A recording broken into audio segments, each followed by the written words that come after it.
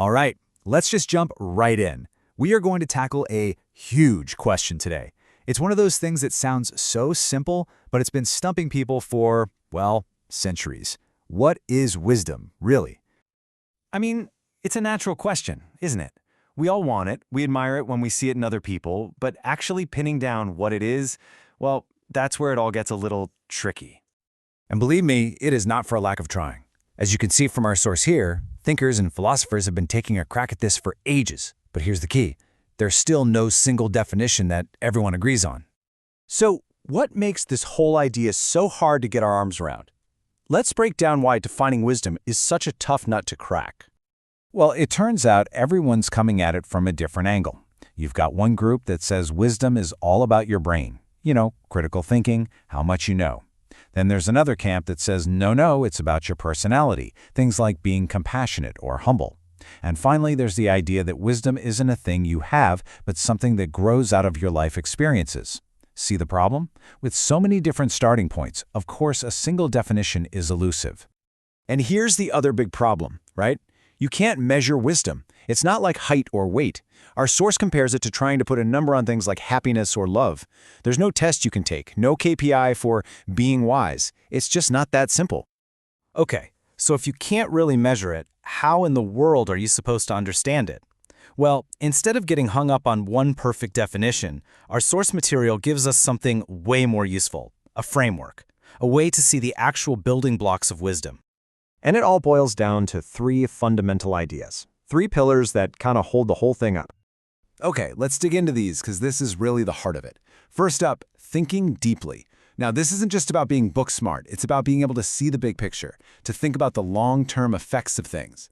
Pillar number 2 is upholding strong values. You can think of this as your moral compass, the thing that guides all that deep thinking toward what's fair and sustainable. And when you put those two together, you get the third pillar, sound judgment. This is the ability to make the right call, a clear-headed decision without your ego or the shiny quick win getting in the way. And you can see it right here, straight from the source. It's that perfect mix. Deep thought, guided by strong values, that leads to sound judgment. They're not separate things. They all feed into each other. All right, so now we have this great framework. But that leads us to a really big, kind of scary question for our times. This is the really provocative question at the heart of our source material. In this age of instant everything and data overload, are we actually losing our ability to cultivate wisdom? I mean, just think about it. The challenges are literally all around us. We're drowning in information. Our phones are buzzing nonstop. We get stuck in this race to just consume more, valuing the sheer quantity of stuff we see over the quality. We've got that constant fear of missing out, or FOMO, that keeps us scrolling. And all that flashy, viral content is designed to grab our attention and pull us away from the quiet headspace we need for any real thinking. And this quote just hits the nail on the head. Wisdom absolutely depends on reflection. But our modern world, our constant need for the next thing, means we almost never give ourselves the time to just stop and think.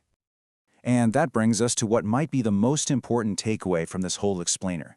We have to get clear on the huge difference between two things we mix up all the time. Just look at the difference here. It's night and day. Information is all about volume, but wisdom is about depth. Information is something you consume in an instant. Wisdom demands that you reflect on it.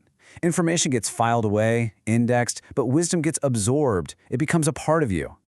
And here's the kicker.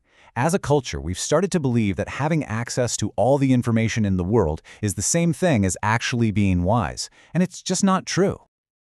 The source really doesn't mince words here. We're mistaking the ability to Google something in 2 seconds or just going with a gut reaction for real, genuine wisdom. But as we've just seen, it's so much deeper than that. So that's a question for all of us, isn't it? A question you've got to ask yourself. In your own life, are you chasing that endless stream of information, or are you carving out the time for the quiet, reflective work that actually builds wisdom? So maybe this is the best way to think about it. Wisdom is what happens when insights meet experience. It's not just raw information. It's information that's been filtered through deep thought and real reflection. And that really leaves us with a pretty powerful final idea. In this incredibly fast-paced world of ours, real wisdom might just be reserved for the people who have the discipline to do what everything is telling them not to do. To pause, to reflect, and to turn what they know into something they actually understand.